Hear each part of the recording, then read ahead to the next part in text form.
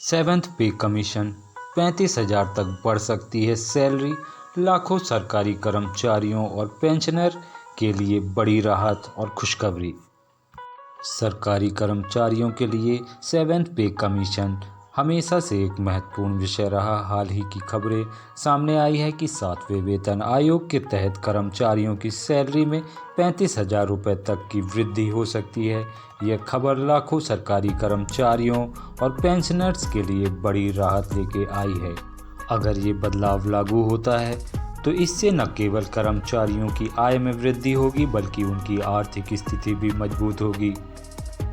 इस वीडियो में हम सेवन्थ पे कमीशन और सैलरी से संबंधित वृद्धि के बारे में विस्तार से चर्चा करेंगे। साथ ही जानेंगे कि यह बदलाव किन किन कारणों पर आधारित है और इससे जुड़ी अन्य महत्वपूर्ण जानकारियाँ।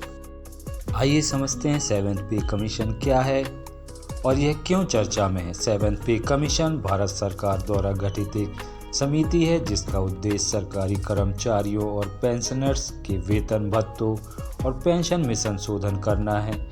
यह आयोग हर 10 साल में गठित किया जाता है और इसका मुख्य उद्देश्य कर्मचारियों की जीवन शैली को बेहतर बनाना होता है। हाल ही में यह चर्चा इसलिए बढ़ गई क्योंकि सरकार महंगाई भत्ता, डियरनेस अलाउंस और फिटमेंट फैक्टर को बढ़ाने पर विचार कर रही है। अगर फिटमेंट फैक्टर को मौजूदा 2.57 से बढ़ाकर 3.68 किया जाता है तो कर्मचारियों की मिनिमम बेसिक सैलरी 18,000 रुपये से बढ़कर 26,000 हो जाएगी। इससे कुल सैलरी में लगभग 35,000 तक का इजाफा हो सकता है। आइए इसके पैरामीटर और विवरण को देखते हैं। आयोग का नाम सेवन्थ पे कमीशन, लागू होने का वर्ष 2016, फिटमेंट फैक्टर 2.57, संभावित fitment factor 3.68, minimum basic salary 18,000 रुपये, संभावित बेसिक सैलरी 26,000 रुपये, महंगाई भत्ता हर छमाही संशोधित, सैलरी वृद्धि सीमा 35,000 रुपये तक। फिटमेंट फैक्टर सैलरी बढ़ोतरी का मुख्य आधार। फिटमेंट फैक्टर वह गुणांक मल्टीप्लायर होता है जिसके जरिए कर्मचारी की बेसिक सैलरी को कुल सैलरी में बदला जाता है। वर्तमान में फिटमेंट फैक्टर 2.57 है जिसका मतलब है कि कर्मचारी की बेसिक सैलरी को 2.57 से गुणा करके उसकी कुल सैलरी तय की जाती है। अगर इसे बढ़ाकर 3.68 किया जाता है तो इसका सीधा असर कर्मचारियों की आय पर पड़ेगा। उदाहरण के लिए वर्तमान बेसिक सैलरी 18,000 रुपये है, नया फिटमेंट फैक्टर 3.68, नई बेसिक सैलरी 18,000 गुणा 3.68 बराबर 66,240 रुपये। इसका साफ पता चलता है कि फिटमेंट फैक्टर बढ़ने से कर्मचारियों की आय में बड़ी वृद्धि होगी और वे अपनी जीवन शैली में सुधार कर पाएंगे। डियरनेस अलाउंस, महंगाई भत्ता का प्रभाव। महंगाई भत्ता डीए सरकारी कर्मचारियों को महंगाई के प्रभाव से बचने के लिए दिया जाता है। इसे हर 6 महीने में संशोधित किया जाता है और यह कर्मचारी की बेसिक सैलरी का एक निश्चित प्रतिशत होता है।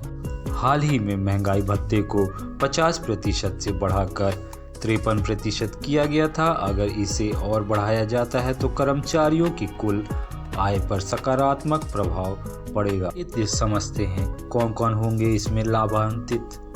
सेवन्थ पे कमीशन के तहत होने वाले बदलावों से निम्नलिखित वर्गों को लाभ मिलेगा। केंद्रीय सरकारी कर्मचारी, राज्य सरकारी कर्मचारी, पेंशनर्स, सार्वजनिक क्षेत्र के उपक्रमों PSUs के कर्मचारी। यह बदलाव न केवल मौजूदा कर्मचारियों बल्कि रिटायर्ड कर्मचारियों की पेंशन पर भी सकारात्मक प्रभाव डालेगा। संभावित लाभ और चुनौतियां।